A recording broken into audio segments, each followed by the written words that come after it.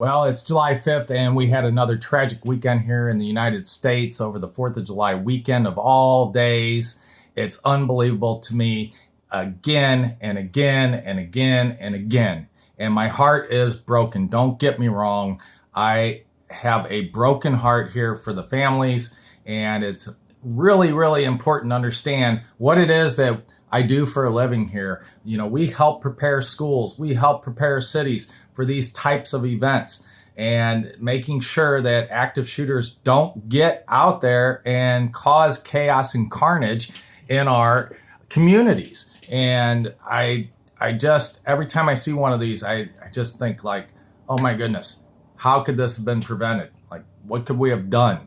And so it comes down to some basic steps, and we're going to kind of look at those today as we go through our video.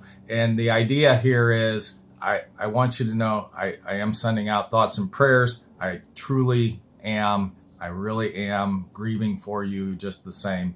But we have to take, I hate to say it, advantage of this news and make sure that we can get out there and get the message out of the things that we need to do. It really is time that we start preparing our communities for these things. I know there's a lot of talk about gun laws and legally buying weapons and all this kind of stuff and trying to prevent these things, but we have to go beyond that, because it's just abundantly clear that gun laws don't work. When people want to commit crimes, they do it. And so the legal gun owners, the ones that are going to follow the rules, aren't going to go out and shoot anybody. So that point is mute. We have to take some other steps, right? And I want to look at those today. So I want to look at first is kind of the Highland Park failures. If we go and we look at the individual, the suspect here, this is the individual that has been presumed to be the shooter, and the name is Cremo, supposedly a rapper, supposedly with a lot of videos and images out there kind of pointing to an event like this. And I think that's one of the biggest failures right there, to see something, say something. If you listen to the uncle, oh, there were no signs. Well, look at this kid's face. Okay, look at the face. There's tattoos all over it. Isolation, self-destruction. I know in our society today that we have face tattoos and they're all over the necks, and it's something that we think is very cool, generally to the younger population, right? It's a sign of being tough and all these things, and not to come down on anyone's tattoos. But when you start putting them on your face, you are choosing to outcast yourself from society, from the mainstream, the norm, and you're going down a different path. And that usually involves some social behaviors that don't fit in. And so is there some signs here? Yeah, absolutely, right? If you would have looked at the music, if you would have looked at the videos, if you would have checked the Facebook page, those are things that are clearly abundant and everyone can see them. So how could you miss them as a family member? And again, I know we don't always check up on our kids. We don't always scan everything that they're doing. But when they start coming home with facial tattoos and things like this, you have to start to ask yourself, what's going on? Like, this isn't typical behavior, right? And I'm sure that he said that he's a rapper of some sort and things like that. So we have to do those things. We have to start to look at our own family, not from the sense of, okay, I am monitoring you and those types of things, but we have to know what's going on with our kids. We have to open up and talk. And too many times we're in our phones. We're just here in our phones. I see it all the time when we're out there. We're in our own little world. We are chasing the pleasure all the time. It's all about us and those types of things. So I want to, sorry about that. I left his image up there a little too long. But point being is that we are in our phones. We're not paying attention to what is going on around us. We're so focused on what it is that we want to do that we miss so many things, right? We're not present in our children's lives. So that's the first. The other failure that I see here is no snipers. I think if you go back to the Super Bowl, police departments put snipers up on all of the, not all, but a lot of the buildings around that Super Bowl so that they could see what was going on. If anything happened, that they could take this person out. So we have that kind of planning where the shooter does a lot more preparation than maybe some of the agencies putting on the parade, right? So we have to look at those things and we have to ask, like, how do we really prep for a big event? That, again, I've been giving these talks for a long time, and the clients that jump on board and actually want to prevent it, we do very well with. We prevent a lot of these things. We train up their security staff. They have measures in place, so it's very difficult for things like this to happen. However, the ones that don't, they keep crying when these things happen, and you have to say, like, okay, there's some simple things here that you can do, so let's do them, right? And if you don't, well, I don't know what else to tell you. It's been going on since the 1800s. We keep having mass shootings. We're going to keep having mass shootings. And if you don't start doing some of these things, then you got problems. So we go back to budgets. We go back to having enough people on staff. And I know people are fleeing all kinds of departments right now.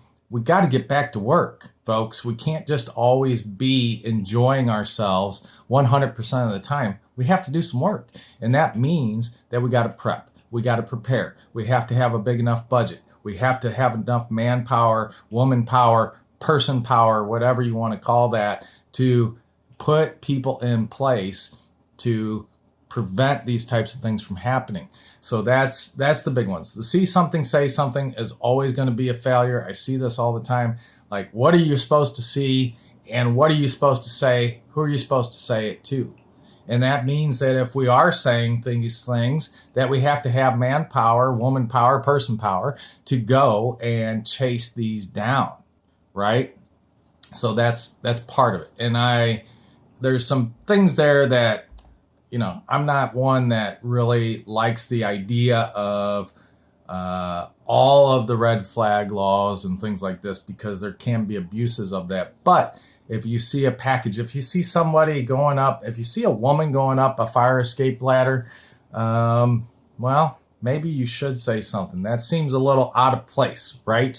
So those are the types of things that we need to really take a look at. So those are some of the failures. But, the master class here is how the police department handles the public information, right? The public relations here, because they have a lot of successes. And I want to cover those right now too, because they are amazing, right? Chris Cavelli is coming out and giving pressers, and they are on point, super useful, great information. They got a fast response here. They made an arrest. They found the suspect. And all that stuff happened very quickly. And what I like is that this police department is extremely thorough, and they are on point with all their information. There is no hemming and hawing. There is no waiting for a response and doing an and an and giving some BS answer. This man is on point with the information. And if you're going to be a public information officer, then you need to prep. And this is one thing that he has done extremely well. He's got his information down. He's going slow. He's not saying things that he doesn't have answers for. He's not making stuff up. He's being very accurate and using a lot of precision. Both of those things are important, right? You can be very precise, hit your intended target, but it be the wrong target. So precise and accurate, and it's it's amazing to listen to and watch this individual. So if you're a public information officer, you need to really study what this individual is doing, because there's just a wonderful, because the press is updated, the information is getting out there, it's on a schedule, he's coming back, he's holding everyone accountable, they're gathering the information, and he's giving correct information so we can follow this all the way through and make sure that everything is clean. So a lot of great successes by the police department there. Again, very fast arrest. I mean, I would have loved it if they could have got to him sooner, but things are what they are. It would have been nice to nab this guy before he even pulled the trigger, is really what would have been great.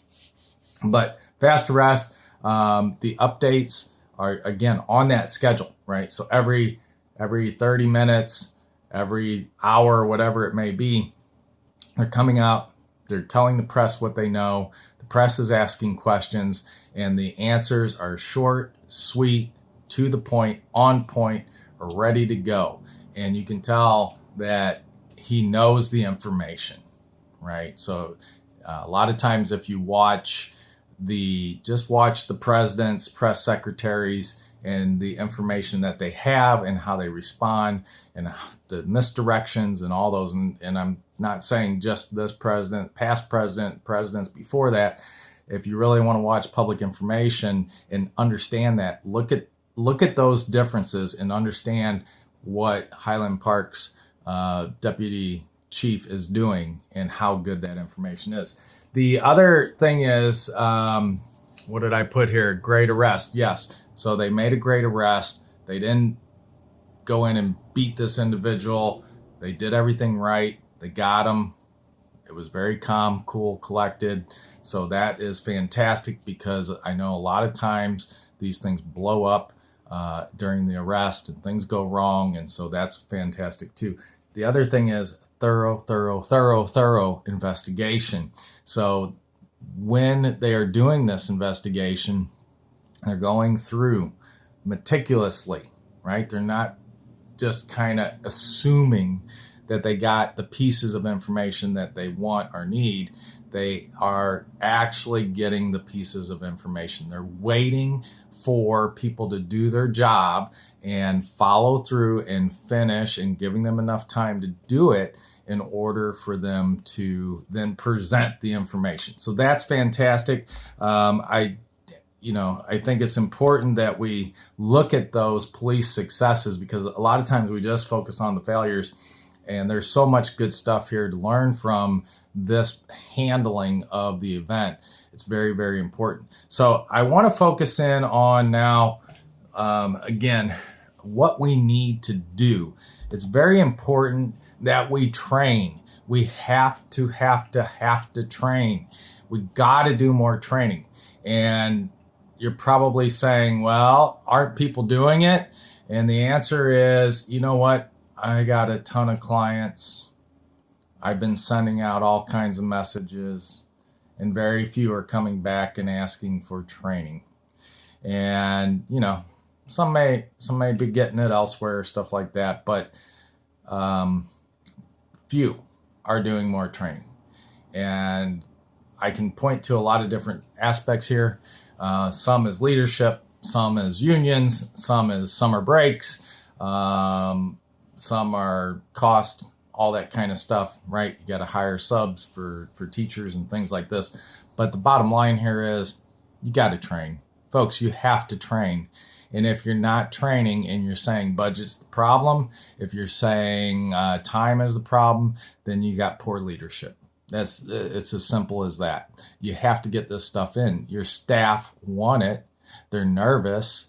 And every time that these events happen, especially in schools, the thing that is never really investigated that I want to know is how many times were they offered training? How many staff actually, when training was offered, went to the training, complained about the training, say they don't have time? How many times has it been pushed off? Because I know what's said. We just did some training right before summer break, and we were asked to kind of shorten our training and then let everybody go early. And it's like, well, what's the point?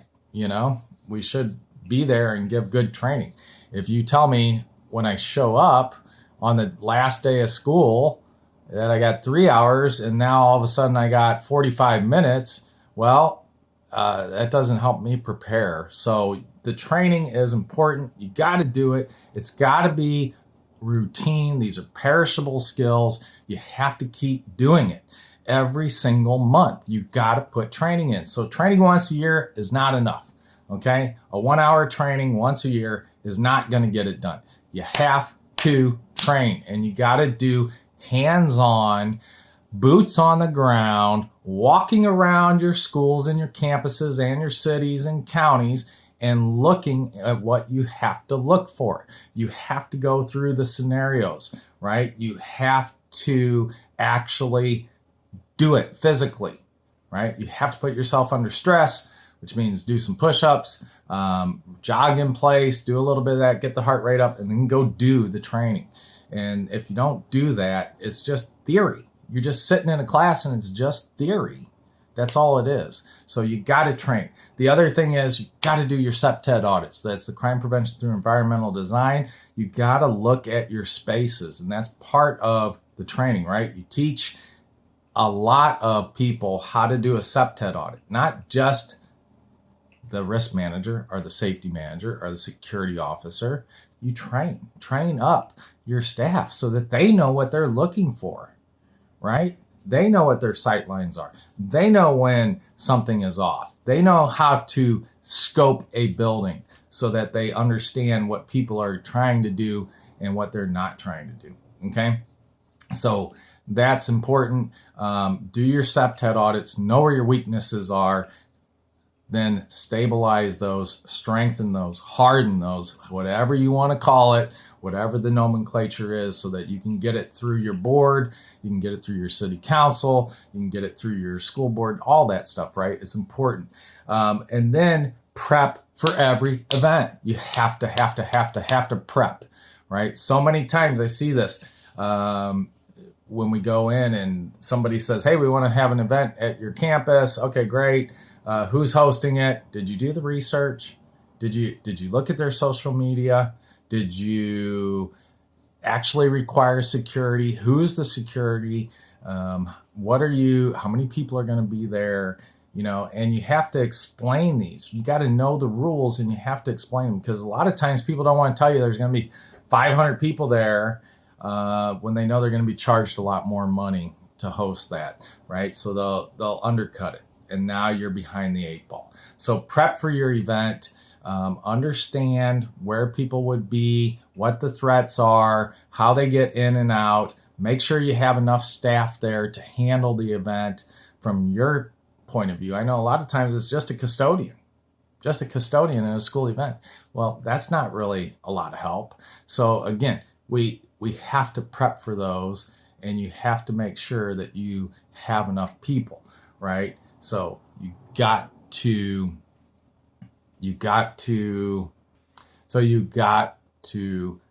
do all of the work. Budget, planning, prep. You have to have enough staff to cover these things. And that means you have to ask for what it is that you need. That's the responsibility of the leader. If you don't have the budget or the person power to get things done, the labor power, right, then you're not an effective leader. I don't care what you say, right? If the jobs are falling short, well, sorry. If maintenance is low, sorry. You have to be able to convince, you have to be able to justify, and you got to be able to prep a budget. And, if you don't do that, well, that's a big, big loss for everybody. So get that done. And then lastly, train more training. You have to do the training, right? Get on a schedule every month, train.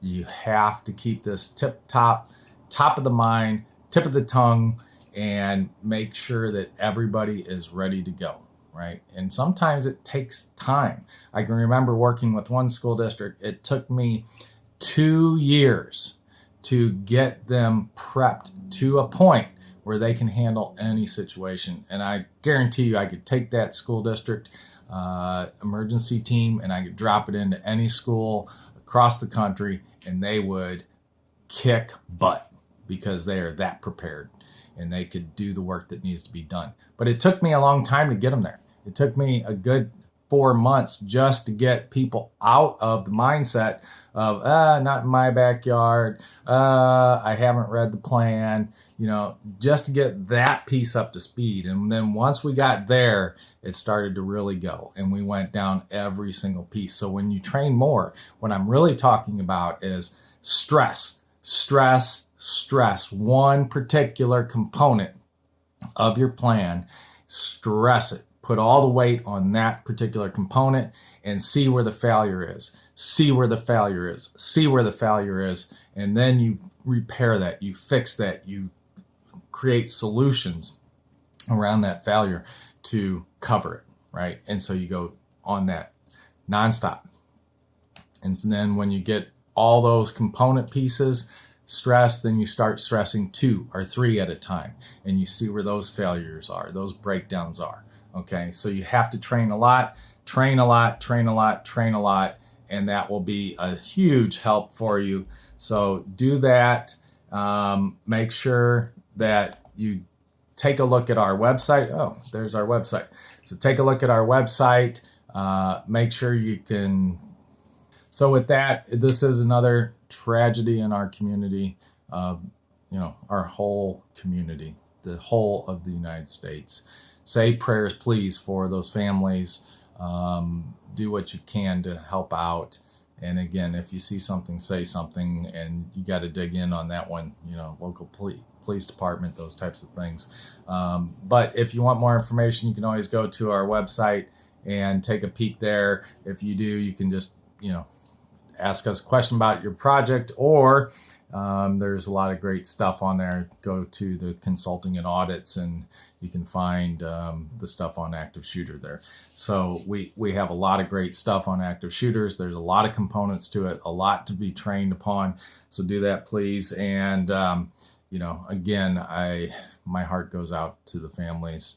It really is tragic, and I just don't know what I would even do if that happened to my family. So stay strong out there, and please support your local police departments. They are a great group of individuals doing really tough work, especially now and with little resources and little support and little backing. So we need to get behind them and help prevent some of these things. So that's all I got for right now. I hope that, we don't have any more of these. Fortunately, I think we will. And I think every time you're just going to hear me say very similar things, which is the training. You got to do the training.